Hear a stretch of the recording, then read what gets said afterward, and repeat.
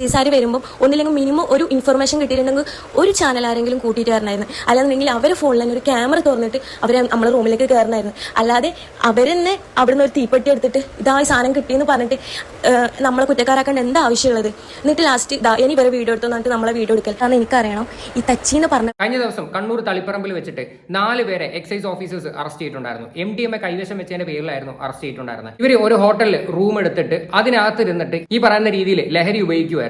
അങ്ങനെ excise ഓഫീസേഴ്സിന് information കിട്ടിയതിന്റെ പേരിലാണ് അവരവിടെ വന്ന് റെയ്ഡിന് വരികയും ഈ പറയുന്ന രീതിയിലുള്ള സാധനങ്ങൾ അവിടെ നിന്ന് കണ്ടെടുക്കുകയും ചെയ്തത്. ഈ 4 പേരെ അറസ്റ്റ് ചെയ്തിട്ടുണ്ടായിരുന്നു. ഈ 4 പേരുടെ ഫോട്ടോസ് ഞാൻ ഇവിടെ സൈഡിൽ വെക്കാം.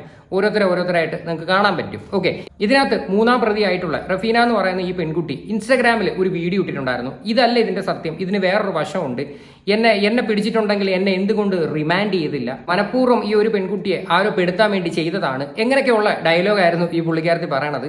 എന്തായാലും നമുക്ക് എന്താണ് റഫീനയ്ക്ക് പറയാനുള്ളതെന്ന് ഒന്ന് കേട്ട് നോക്കാം. വീഡിയോ എല്ലാരും കണ്ടിനെന്ന് വിചാരിക്കുന്നു അല്ലേ? ഉപയോഗിക്കുകയായിരുന്നു അതോ വിൽപ്പന നടത്തുന്നവരാണോ? വിൽപ്പനയിലെ ഞാൻ ഒരു കാര്യം ചെയ്യട്ടെ, എന്നെ പിടിച്ചിട്ടുണ്ടെങ്കിൽ 14 ദിവസം. പിന്നെന്താന്ന് വെച്ചാല് ഒന്നിക്കിൽ എന്റെ പേരിൽ കേസെടുക്കാതെ ഈ വീഡിയോസ് പല ന്യൂസ് ചാനലിൽ ഇട്ടിട്ട് കാര്യമില്ല. പിന്നെന്താ വെച്ചാൽ സർക്കാർ ഇങ്ങനത്തെ കൈക്കൂലൊക്കെ വാങ്ങിച്ചിട്ട് നിൽക്കുന്ന ആൾക്കാർക്ക് എന്തിനാ സർക്കാർ ജോലി കൊടുക്കുന്നൊന്നും അതൊന്നും എനിക്കറിയില്ല. എന്തായാലും എന്റെ പേരിലൊരു കേസോ കാര്യങ്ങളോ ഇല്ല. അങ്ങനെയാണെങ്കിൽ ഞാനിപ്പം കുറെ ആൾക്കാർ എനിക്ക് കമന്റ് ഇട്ടിട്ടുണ്ട് ഞാൻ ജയിലിലാണ്, ഞാൻ അവിടെയാണ് ഇവിടെയാണ്, അങ്ങനെയാണ് ഇങ്ങനെയാന്നൊക്കെ. ഞാൻ എന്റെ വീട്ടിൽ തന്നെ ഉള്ളത്. അല്ല പോലീസുകാരും പിടിച്ചിട്ടില്ല, ഒന്നും പിടിച്ചിട്ടില്ല. പിന്നെ ആ ഫോട്ടോ വന്നത് അവര് കരുതിക്കൂട്ടി ഒറ്റ കൊടുത്തിട്ട് ഇട്ടതാണെന്നും കൈക്കൂലി കൊടുത്തിട്ട് അത് ഇടിപ്പിച്ചതാണെന്നും പല ന്യൂസ് ചാനലിൽ വന്നത് നല്ല കണ്ടിട്ടുണ്ട്. ഇതിൽ ഈ പുള്ളിക്കാരത്തി സ്റ്റാർട്ടിങ് പറഞ്ഞൊരു കാര്യം കേട്ടോ, എന്റെ പേരിൽ കേസ് എടുത്തിട്ടില്ല, അത് മാത്രമല്ല എന്നെ പിടിച്ചിട്ടുണ്ടെങ്കിൽ എന്നെ എന്തുകൊണ്ട് റിമാൻഡ് ചെയ്തിട്ടില്ല, അങ്ങനെയൊക്കെയുള്ള ഡയലോഗുകളാണ് ഈ ഒരു പുള്ളിക്കാരത്തി ആദ്യമേ പറഞ്ഞത്. ഇനി ഞാൻ ഈ ഒരു വിഷയമായിട്ട് ബന്ധപ്പെട്ട് ഞാൻ എക്സൈസുമായിട്ട് സംസാരിച്ചിട്ടുണ്ടായിരുന്നു. എന്താണ് ഇതിന്റെ ഒരു ശരിക്കുള്ള ഒരു വശമെന്ന് ഞാൻ ചോദിച്ചിട്ടുണ്ടായിരുന്നു. ഈ പുള്ളിക്കാരത്തി പറയുന്നതെല്ലാം സത്യമാണോ ഇല്ലയോ എന്ന്. അന്നേരം എനിക്ക് കിട്ടിയ കുറച്ച് കാര്യങ്ങൾ ഞാൻ ഇവിടെ വായിച്ച് കേൾപ്പിച്ചു തരാം. പ്രത്യേകിച്ച് ഇവരുടെ FIR റിപ്പോർട്ടാണ്, അത് നിങ്ങളൊന്ന് കേൾക്കണം. പറശ്ശിനിക്കടവ് റോഡിൽ കുഴിച്ചാൽ എന്ന സ്ഥലത്ത് സ്ഥിതി ചെയ്യുന്ന ഹോട്ടൽ പോളാരിസിന്റെ 210-ാം നമ്പർ റൂമിൽ വെച്ച് 0.490 ഗ്രാം മെറ്റാഫിറ്റൻ കൈവശം വെച്ച് ഉപയോഗിച്ചതിന്റെ പേരിൽ ഈ പറയുന്ന 4 പേരെ അറസ്റ്റ് ചെയ്തിട്ടുണ്ടായിരുന്നു. ഓക്കെ, അറസ്റ്റ് ചെയ്യാൻ വന്ന എക്സൈസ് ഓഫീസേഴ്സിന്റെ പേരും ഞാൻ എടുത്ത് വായിച്ചു തരാം. Assistant excise inspector grade Shaji VV, Ashraf MV, grade preventive ഓഫീസർമാരായ Nikesh KV, Femin EH, civil excise ഓഫീസർമാരായ കലേഷ്യം, Sanesh PV, Vijith TV, Vinod K, വനിതാ civil excise officer Sujitha N എന്നിവർ ഉണ്ടായിരുന്നു. ഇത്രയും ആൾക്കാരായിരുന്നു ഈ പറയുന്ന 4 പേരെയും പിടിക്കാനായിട്ട് വന്നിട്ടുണ്ടായിരുന്നത്. ഓക്കെ, ഇതിനകത്ത് നിങ്ങൾ ഒരു കാര്യം ശ്രദ്ധിച്ചോ, 0.490 ഗ്രാം 0.5 ഗ്രാമിന് മുകളിൽ ഉണ്ടായിക്കഴിഞ്ഞാൽ മാത്രമേ റിമാൻഡിലോട്ട് പോകത്തുള്ളൂ. അല്ലെങ്കിൽ ഈ പറയുന്ന പോലെ സ്റ്റേഷൻ ജാമ്യം കിട്ടും. മനസ്സിലായോ? അതുകൊണ്ട് ഇങ്ങനെയൊക്കെയുള്ള ഡയലോഗൊക്കെ വന്ന് അടിക്കുമ്പോൾ ബുദ്ധിയും വിവരമുള്ള ആൾക്കാരാണ് ഓപ്പോസിറ്റ് ഇരിക്കുന്നതെന്നും കൂടി ആലോചിച്ചോണം. ഓക്കെ, അപ്പൊ അതുകൊണ്ട് കഴിവതും ഇമാതിരി പൊട്ടത്തരങ്ങൾ വന്ന് പറയാതിരിക്കുന്നതായിരിക്കും കൂടുതൽ നല്ലത്. എന്തായാലും ബാക്കിയോടെ കേട്ട് നോക്കാം. ഞാൻ ഒന്നും മിണ്ടാതെ നിന്നത് എന്താ വെച്ചാല് എനിക്ക് വെച്ചാല് ഒരു വീഡിയോസിന്റെ മുന്നിലും ഒരു ഫോട്ടോസിന്റെ മുന്നിൽ എനിക്ക് ആര് ഫേസ് ചെയ്യാനും ഒരു പേടിയില്ല. കാരണം വെച്ചാൽ ഞാൻ തെറ്റ് ചെയ്തിട്ടുണ്ടെങ്കിൽ മാത്രമേ എനിക്ക് പേടിക്കേണ്ട ആവശ്യമുള്ളൂ. ഞാൻ തെറ്റ് ചെയ്യാത്തടത്തോളം എനിക്ക് ഒരാളെ പേടിക്കേണ്ട ആവശ്യമില്ല. നാട്ടിലിറങ്ങാനും എനിക്ക് പേടിയില്ല, മറ്റുള്ളവർ ഫേസ് ചെയ്യാനും എനിക്ക് പേടിയില്ല. കാരണം ഞാൻ തെറ്റ് ചെയ്തിട്ടില്ല. പല ന്യൂസ് ചാനലിൽ വന്നിട്ട് എനിക്കറിയില്ല, എന്റെ കുടുംബക്കാരായിക്കോട്ടെ നാട്ടുകാരായിക്കോട്ടെ അറിയാത്ത ഒരാൾക്കാരും ഇല്ല. എല്ലാരും ആ വീഡിയോസ് കണ്ടിട്ടുണ്ട്, എല്ലാരും ഫോട്ടോ കാണുന്നുണ്ട്. ഞാൻ ചോദിക്കട്ടെ, ഈ കയ്യിൽ വെച്ചിരിക്കുന്നത് അത്രയും വലിയൊരു സാധനമാണ്. അപ്പൊ 100% ഇതൊരു സെൻസേഷണൽ ന്യൂസ് ആവും. നിങ്ങളുടെ കയ്യിൽ നിന്ന് കിട്ടിയത് പാലോ തൈരോ ഒന്നും അല്ലല്ലോ. ഈ പറയുന്ന രീതിയിൽ കൂടിയ ഇനമായിട്ടുള്ള ലഹരി വസ്തുവാണ് നിങ്ങളുടെ കയ്യിൽ നിന്ന് കിട്ടിയത്. സാമാന്യ ബോധം ഉണ്ടെങ്കിൽ നിങ്ങൾ ചിന്തിച്ചു നോക്കുക. ഇപ്പൊ അത് ഏതൊരു മനുഷ്യന്റെ കയ്യിൽ നിന്ന് കിട്ടിക്കഴിഞ്ഞാലും ഇതിപ്പം വാർത്തയാവുന്നുണ്ട്. എല്ലാ ദിവസം തോറും ഓരോ ലഹരി കേസുകൾ വെച്ചിട്ട് പൊക്കിക്കൊണ്ടിരിക്കുകയാണ്. അപ്പം കാര്യം എന്ന് പറഞ്ഞു കഴിഞ്ഞാൽ നമ്മുടെ നാട്ടിൽ ഇമാതിരിയുള്ള കാര്യങ്ങൾ ഒഴിവാക്കാൻ വേണ്ടിയിട്ടാണ് ശ്രമിച്ചുകൊണ്ടിരിക്കുന്നത്. കാര്യം എന്റെ ജീവിതത്തിൽ ആദ്യമായിട്ടാണ് കാണുന്ന റൂം എടുത്തിട്ട് ഹോട്ടലിൽ ഇങ്ങനെയുള്ള പരിപാടി അങ്ങ് ചെയ്തുകൊണ്ടിരിക്കുക. അത് മാത്രമല്ല ഈ ഒരു പെൺകുട്ടി പറയണത് ഈ കുട്ടിക്ക് ഇതുമായിട്ട് യാതൊരു ബന്ധവുമില്ല, കൂട്ടുകാരോ പണിഞ്ഞതാണ്, കൂട്ടുകാർക്ക് അടിക്കാൻ വേണ്ടിയിട്ട് കൊണ്ടുവന്ന സാധനമാണെന്നൊക്കെയുള്ള രീതിയിലാണ് ഈ കുട്ടി വന്നിട്ട് പറയണത്. അതിന്റെ കൂടെ തന്നെ വേറൊരു കാര്യം കൂടെ ഈ പെൺകുട്ടി പറയുന്നുണ്ട്. ഞാൻ ഇത് കണ്ടിട്ടുണ്ടായിരുന്നു, ഇതിപ്പോൾ ഞാൻ ഈ സാധനം ഉപയോഗിച്ചില്ലെങ്കിലും എൻ്റെ കൂട്ടുകാർ ഉപയോഗിക്കുന്നതിനകത്ത് ഞാൻ എന്തിനു എതിർപ്പ് പറയണം എന്നുള്ള രീതിയിൽ സംസാരിക്കുന്നു. കാര്യം നിങ്ങൾ ഇങ്ങനെയൊക്കെയുള്ള ഒരു സ്ഥലത്ത് ചെന്ന് കഴിഞ്ഞാൽ എത്രയും പെട്ടെന്ന് അവിടെ നിന്ന് എസ്കേപ്പ് ആവാനാണ് നോക്കേണ്ടത്. അല്ലാതെ അവിടെ നിന്ന് അതും കണ്ട് ചിരിച്ച് കളിച്ച് സന്തോഷത്തോട്ട് ഇരുന്ന് കഴിഞ്ഞാൽ ഇങ്ങനെയൊക്കെയുള്ള പരിപാടികളായിരിക്കും വരുന്നത്. ഇനി ഈ ഒരു കേസിനകത്ത് ഈ പറയുന്ന വ്യക്തി 3-ാം പ്രതിയാണ്, അത് നിങ്ങൾക്കറിയോ? എന്നിട്ടാണ് ഈ വന്നിരുന്ന ഡയലോഗ് അടിക്കുന്നത്. എല്ലാവരും ഷെയർ ചെയ്യുന്നുണ്ട്. അത് ഞാൻ ഒന്ന് ചോദിക്കട്ടെ, അപ്പൊ എന്തുകൊണ്ട് എന്നെ എന്തുകൊണ്ട് 14 ദിവസം റിമാൻഡ് ചെയ്തില്ല? MDMA പിടിച്ച ഒരാളെ 14 ദിവസം എന്തുകൊണ്ട് റിമാൻഡ് ചെയ്തില്ല? എന്തുകൊണ്ട് എന്റെ പേരിൽ കേസെടുത്തില്ല? ആരാ പറഞ്ഞ കേസ് എടുത്തില്ലെന്ന്? FIR നമ്പർ ഉൾപ്പെടെ ഉണ്ട്. ഒന്ന് പറ്റുമെങ്കിൽ ചെക്ക് ചെയ്ത് നോക്കിക്കോ. ഞാൻ ഇവിടെ വരുന്നത് വിളിച്ച് പറയുന്നില്ല. വേണമെങ്കിൽ ഞാൻ FIR നമ്പർ ഉൾപ്പെടെ എടുത്ത് വെച്ചിട്ട് അത് ഡൗൺലോഡ് ചെയ്ത് കൊണ്ടുവന്ന് കാണിക്കാം. അല്ലെങ്കിൽ കേസ് എടുത്തിട്ടുണ്ടല്ലോ. എന്തായാലും കോടതിയിൽ കുറച്ച് നാൾ കഴിയുമ്പോഴത്തേക്ക് വിളിപ്പിക്കും. അന്നേരം ചെന്നിട്ട് എക്സ്പ്ലനേഷൻ കൊടുത്താൽ മതി. ഒരു പൊട്ടത്തരം വന്നിരുന്ന് പറയരുത്. കാര്യം ഇത് പിടിക്കുന്നതിന് 1 ഗ്രാമിന് അളവും കാര്യങ്ങളൊക്കെ ഉണ്ട്. ഞാൻ പറഞ്ഞല്ലോ 0.5 ഗ്രാമിന് മുകളിലുണ്ടെങ്കിൽ മാത്രമേ ഈ പറയുന്ന റിമാൻഡിലോട്ട് പോകത്തുള്ളൂ. ഇതിപ്പോ ഇല്ലാത്ത സ്ഥിതിക്ക് സ്റ്റേഷൻ ജാമ്യം കിട്ടി. എന്തെല്ലാം ഉടായ്പകളാണ് എന്തോന്ന് പറയുന്നത്. കേസ് എടുക്കാതെ എന്നെ നാറ്റിക്കാനാണ് ഇവരെ വിചാരം. നിങ്ങൾ ഓക്കെ ഫൈൻ, ഞാൻ ഈ സത്യം അറിയുന്നത് വരെ ഇതിന്റെ ബാക്കിൽ തന്നെ നടക്കും. ഇതിൽ ആരൊക്കെ ഉണ്ടായിട്ടുണ്ടോ, എന്തൊക്കെ ചെയ്തിട്ടുണ്ടോ, ഞാൻ ഇതിന്റെ ബാക്കിലൊക്കെ നടക്കും. അതിനിപ്പൊ എന്തെന്നെ വന്നാലും എന്തിനായിക്കോട്ടെ ഇതിന്റെ ബാക്കിൽ നടക്കും. എക്സൈസ് ആരായിക്കോട്ടെ, ഈ പറഞ്ഞ ആയിക്കോട്ടെ, ഞാൻ ഇവർ ആരാണോ തെറ്റുകാരി, ഇവരെന്തിനാണ് ഇങ്ങനെ ചെയ്തത്? റൂം ലോഡ്ജ് എന്ന് പറയാം, അതൊന്നല്ല, ധർമ്മശാലയിലുള്ള ഒരു പൊളാരിഷ് എന്ന് പറഞ്ഞിട്ടുള്ള പറശ്ശിനിക്കടവുള്ള ഒരു റൂമാണത്. ആ റൂമിന്റെ പേര് പോലും പറയാൻ ഇവർക്ക് പേടിയാ. എന്തിനാ പേടിക്കുന്നത്? ആ റൂമിൽ എക്സൈസുകാർ വരുന്ന സമയത്ത് ഫുൾ CCTV അവിടെ ഓഫ് ആയിട്ടുണ്ടായിരുന്നു. എന്തിനാ ഓഫ് ആക്കിയത്? ആര് പറഞ്ഞു ഈ CCTV ഓഫാണ് എന്ന്? ആ ഹോട്ടലിൽ ചെന്ന് നോക്കിക്കഴിഞ്ഞാൽ നിങ്ങൾക്ക് ആ CCTV കിട്ടും. ഇങ്ങനെയൊക്കെ വന്നിരുന്ന് വിഡിത്തം പറയാതിരിക്കുക. ഈ കുട്ടി ഇതിനകത്ത് പ്രധാനമായിട്ട് പറഞ്ഞൊരു കാര്യം നിങ്ങൾ കേട്ടോ. എന്നെ ആരോ മനഃപൂർവ്വം കരുതിക്കൂട്ടി പണിയാനായിട്ട് ചെയ്തൊരു പരിപാടിയാണ്. ഓക്കെ, എന്നാൽ ഈ പറയുന്ന പെൺകുട്ടിയുടെ വായും കൊണ്ട് തന്നെ പറയുന്ന ഒരു വോയിസ് ഉണ്ട്. അതായത് ഞാൻ ഈ ഒരു സാധനങ്ങൾ ഉപയോഗിക്കുന്നില്ല, പക്ഷെ എൻ്റെ കൂട്ടത്തിലുള്ള കൂട്ടുകാർ ഉപയോഗിക്കുന്നതിന് ഞാൻ എന്തിന് എതിർപ്പ് പറയണം എന്നുള്ള രീതിയിൽ.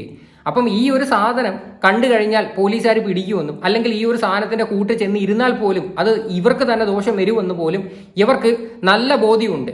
മനസ്സിലായില്ലേ? എന്നിട്ടാണ് ഇവർ ഇങ്ങനെയുള്ള ഡയലോഗ് അടിക്കുന്നത്.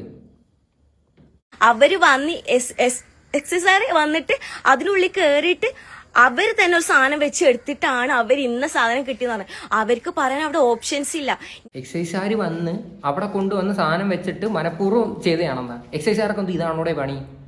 എക്സൈസുകാർക്ക് എന്തിനാണ് നിങ്ങളോടത്ത് വ്യക്തിവൈരാഗ്യം കാണിച്ചിട്ട് എന്ത് നേടാനാണ്? എന്തൊക്കെയാണ് എന്തിരുന്ന് വിളിച്ച് പറയണത്? അവരുടെ കയ്യിൽ FIR നമ്പർ, മാസ്റ്റർ റിപ്പോർട്ട് ഉൾപ്പെടെ സകലമായ സാധനമുണ്ട്. ഇത് വേറൊരു ലെവലിലോട്ടാണ് ഈ സാധനം കൊണ്ടുപോകുന്നത്. ഈ പെൺകുട്ടിക്ക് ഇതിനെപ്പറ്റി യാതൊരു ബോധവും ഇല്ല, വിവരവും ഇല്ല. ഇത് കണ്ടുകൊണ്ടിരിക്കുന്ന ആരെങ്കിലും ഒക്കെ ഉണ്ടെങ്കിൽ ഒന്ന് പറഞ്ഞു കൊടുക്കുക. വീട്ടിൽ ഈ പറയുന്ന അച്ഛനോ അമ്മയോ ഒക്കെ ഉണ്ടെങ്കിൽ ഈ കാര്യങ്ങൾ പറഞ്ഞ് മനസ്സിലാക്കാനായിട്ട് നോക്കുക. എന്നെ ജയിലിലോ കാര്യങ്ങൾ കൊണ്ടുപോയ എന്റെ ഭാഗത്ത് കുറെ കാര്യങ്ങൾ ചോദിക്കാനുണ്ട്. കുറെ ഭാഗം അവരെ ഭാഗത്ത് തെറ്റുണ്ട്. അതുകൊണ്ട് മാത്രമാണ് ഇവർ ഇന്നും എന്നെ ഇതാക്കാത്തത്, ഒന്നും നിൽക്കാത്ത. പക്ഷെ ഇവർക്ക് പരമാവധി വേണ്ടെന്നാ എന്നെ ആൾക്കാരെ മുന്നേ നാറ്റിക്കാം, ഇതാക്ക ഫോട്ടോസ് ഇട്ട് കളിക്കാം. ഓക്കെ ഫൈൻ, എനിക്ക് ഒരു കുഴപ്പമില്ല. അവരെത്രത്തോളം കളിക്കുന്നു അത്രത്തോളം എനിക്ക് ഒരു കുഴപ്പമില്ല. എന്റെ ഭാഗത്ത് മിസ്റ്റേക്ക് ഇല്ലെങ്കിൽ ഞാൻ പേടിക്കേണ്ട ആവശ്യമില്ല. ഓക്കെ, അപ്പൊ ഇത്രയും പറയാനാണ് വന്നത്. എന്റെ കമന്റിൽ വന്നിട്ട് ആരും ഞാൻ ജയിലിലാണോ അതോ വേറെ എവിടെയിലാണോ ഒന്നും ചോദിക്കേണ്ട ആവശ്യമില്ല. ഓക്കെ, കമന്റ് എന്തായാലും ഓഫാക്കി വെച്ചിരിക്കുക. അപ്പോൾ ആർക്കും വന്ന് ചോദിക്കാൻ പറ്റത്തില്ല. ഒരു കാരണവശാലും ഇങ്ങനെയുള്ള പരിപാടിക്ക് ഞാൻ വന്നിരുന്നിട്ട് ന്യായീകരിക്കുമെന്ന് നിങ്ങൾ ഒരിക്കലും ചിന്തിക്കാൻ വേണ്ട. നിങ്ങൾ ഒരുപാട് ആൾക്കാർക്ക് ഈ ഒരു വിഷയമായിട്ട് ബന്ധപ്പെട്ടിട്ട് ആൾക്കാരെ കൺവിൻസ് ചെയ്യാൻ വേണ്ടിയിട്ട് മെസ്സേജ് അയക്കി അടിക്കുകയൊക്കെ ചെയ്യുന്നുണ്ട്. ഓക്കെ, പക്ഷെ എന്ത് തന്നെ ആയി കഴിഞ്ഞാലും നിങ്ങൾ ഈ ഒരു വിഷയത്തിൽ 3-ാമത്തെ പ്രതിയാണ്. അങ്ങനെയാണ് FIR റിപ്പോർട്ട് അനുസരിച്ച്. അത് നിങ്ങൾ ആദ്യം മനസ്സിലാക്കുക. ആ ഒരു FIR റിപ്പോർട്ടിനകത്ത് ഈ ബാക്കി എല്ലാ അഡ്രസ്സും ഡീറ്റെയിൽസ് ഉൾപ്പെടെ എല്ലാം ഒരുപാട് കാര്യങ്ങൾ പറയുന്നുണ്ട്. ഞാനിത് പിടിച്ചതിൻ്റെ ഗ്രാമിൻ്റെയും ഈ പറയുന്ന എവിടെ വെച്ച് പിടിച്ചു എന്നുള്ള ഡീറ്റെയിൽസ് മാത്രമേ പറഞ്ഞിട്ടുള്ളൂ. ഓക്കെ, ബാക്കി FIR ഡൗൺലോഡ് ചെയ്ത് കഴിഞ്ഞാൽ കിട്ടും. ഒരുപാട് സാധനങ്ങളുണ്ട്. അതായത് ഈ പറയുന്ന രീതിയിലുള്ള ഈ ഗ്രാം മാത്രമേ ഉള്ളായിരുന്നുള്ളൂ. അതുകൊണ്ട് മാത്രമാണ് ഈ പറയുന്ന പോലെ സ്റ്റേഷൻ ജാമ്യം കിട്ടിയത്. അല്ലെ ഒരിക്കലും കിട്ടത്തില്ലായിരുന്നു. ഉറപ്പായിട്ട് റിമാൻഡിലോട്ട് പോയേനെ. ഇനി ഈ ഒരു വിഷയത്തിൽ ഈ ഒരു പെൺകുട്ടി സായിക്ക് അയക്കുന്ന ഒരു വോയിസ് ഉണ്ട്, അതും കൂടി നമുക്കൊന്ന് കേൾക്കാം. അവിടെ അവർ 2 റൂം എടുത്തിട്ടുണ്ടായിരുന്നു, 310 210. അവിടെ ഓൾറെഡി അവിടെ ആദ്യം തന്നെ അവർ 3 ആൾ, അതായത് എൻ്റെ ഫ്രണ്ടും പിന്നെ ഈ റിനാസ് തൻസീർ എന്ന് പറയുന്ന ആൾക്കാരാണ് അവിടെ പോയി റൂം എടുത്തിട്ടുണ്ടായത്. ഞാൻ പിന്നെ ഓട്ടോയിലാണ് വൈകുന്നേരം അവിടെ പോകുന്നത്. അവിടെ പോയിട്ട് അവിടെ ജ്യൂസൊക്കെ കുടിച്ചിരുന്ന് അന്ന് രാത്രി തന്നെ റിനാസും തച്ചും, രാത്രി നല്ല ഒരു സുബി ടൈം ആകുമ്പം റിനാസും തച്ചും അവർ വീട്ടിൽ പോയിരുന്നു. അവർ കല്യാണമൊക്കെ കഴിഞ്ഞ് വൈഫൊക്കെ ഉള്ള ആൾക്കാരാണ്. അപ്പോൾ അവരവിടെ പോയി. അപ്പോൾ എന്നോട് പറഞ്ഞു ഉറങ്ങിക്കോന്ന് പറഞ്ഞു. അപ്പോൾ എനിക്ക് രാത്രി എൻ്റെ വീട്ടിൽ പോകേണ്ടത് കൊണ്ട് എൻ്റെ കസിനും എൻ്റെ ഒരു ഫ്രണ്ടും ഷംനാഥ് എന്ന് പറയും, ഓൻ ഇതിൽ പിടിച്ചിട്ടുണ്ട്. അപ്പോൾ ഓനോട് ഞാൻ കൂട്ടാൻ വരുമെന്ന് ചോദിച്ചപ്പോൾ എന്താ പറയുക, ഓൻ വന്നതും അവർക്ക് ഇഷ്ടപ്പെട്ടിട്ടില്ല. എന്നിട്ട് ഞാൻ പറഞ്ഞു, എടാ നീ നമുക്ക് നിന്ന് പോകണ്ട, നമ്മൾ രാവിലെ എണീച്ചിട്ട് പോവാം, നമുക്ക് ഉറങ്ങാന്ന് പറഞ്ഞിട്ട് നമ്മൾ ഉറങ്ങി. രാവിലെ തൻസീർ എന്നെ വിളിച്ചിട്ട് പറഞ്ഞു 2 റൂമും ചെക്കൗട്ട് ആക്കേണ്ട പറഞ്ഞിട്ട് താഴത്തെ റൂം, അതായത് 210 റൂമിൽ അവരെ സാധനങ്ങളൊക്കെ വെച്ചിട്ട് റൂം പൂട്ടിയിട്ടാണ് അവർ പോയത്. അപ്പൊ ഇതൊന്നും ഒരു ന്യായീകരണമല്ല, അതാദ്യം മനസ്സിലാക്കുക. 210 റൂം, 310 റൂം, 510 റൂം എന്നൊക്കെ വന്നിരുന്നിട്ട് പറയുമ്പോൾ നിങ്ങളൊക്കെ ചിന്തിക്കുക, സാമാന്യ ബോധം ഉണ്ടെങ്കിൽ. കാര്യം പെരുന്നാൾ ആഘോഷിക്കാൻ വേണ്ടിയിട്ട് റൂം എടുത്തിട്ട് ഇങ്ങനെയുള്ള പരിപാടി ചെയ്യാൻ വേണ്ടിയിട്ട് പോയിരിക്കുക. അത് ശരിയുള്ള പരിപാടിയാണ്. ഈ ഒരു പെൺകുട്ടിയെ അടിക്കോ അടിക്കാതിരിക്കോ ഞാൻ അത് പറയുന്നില്ല. എന്തായാലും പിടിക്കുന്ന സമയത്ത് ഈ ഒരു പെൺകുട്ടി അവിടെ ഉണ്ടായിരുന്നത്. പിന്നെ എന്തിനാണ് ഈ 3-ാം പ്രതി എന്ന് പറയുന്ന ഒരു രീതിയിൽ ഈ പെൺകുട്ടിയെ ചേർക്കേണ്ട ആവശ്യം? ഇതിൽ ഇനിയെങ്കിലും നിങ്ങളൊക്കെ മനസ്സിലാക്കുക, ഇത്തരത്തിലൊക്കെ ഉള്ള ഒരു സിറ്റുവേഷൻ എവിടെയെങ്കിലുമൊക്കെ നിങ്ങൾ ചെന്ന് ഇങ്ങനെയൊക്കെയുള്ള പരിപാടികൾ കാണുമ്പം ആ ഒരു സ്ഥലത്ത് നിന്ന് നിങ്ങൾ സ്കൂട്ടാവാനാണ് നോക്കേണ്ടത്. അല്ലാതെ പിന്നെ എന്തെങ്കിലും പറ്റി കഴിഞ്ഞിട്ട് ഇങ്ങനെ വന്നിരുന്ന് വർണ്ണിച്ചിട്ട് ഒരു പ്രയോജനവുമില്ല. ആരും മൈൻഡ് ചെയ്യത്തില്ല.